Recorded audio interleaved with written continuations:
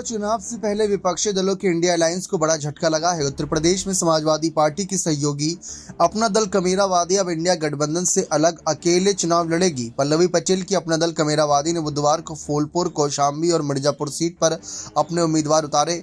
पल्लवी पटेल सपा के टिकट पर चुनाव जीतकर विधायक बनी। हालांकि राज्यसभा चुनाव में सपा प्रमुख अखिलेश यादव के टिकट बंटवारे से नाराज होकर पल्लवी पटेल ने सपा के सिर्फ एक प्रत्याशी को यानी पीडीए फॉर्मूले के नाम पर वोट किया था। अपना दल का कहना है कि वो इंडिया अलायंस के साथ है और तीनों सीटों पर अकेले चुनाव लड़ेंगे। अगर सपा उनको सीट शेयरिंग में हिस्सा नहीं देगी तो सपा को यह बताना होगा कि अपना दल कमेरावादी उनके साथ नहीं है।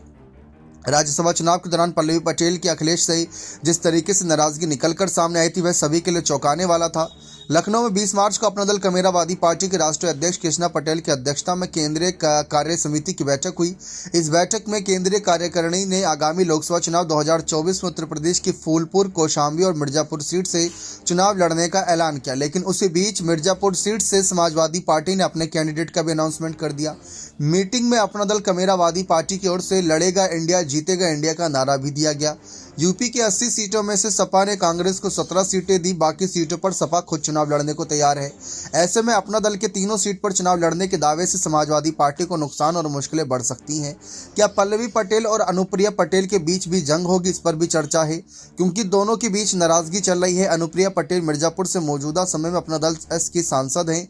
वो बीजेपी के साथ गठबंधन में है। अनुप्रिया पटेल केंद्र सरकार में मंत्री भी हैं। सूत्रों की माने तो सपा विधायक पल्लवी पटेल मिर्जापुर सीट से चुनाव लड़ सकती हैं। इस बार भी अपनी ये सीट अपना दल एस के ही खाते में आई है। अगर अनुप्रिया लड़ी तो इस सीट पर मुकाबला बेहद दिलचस्प हो सकता है।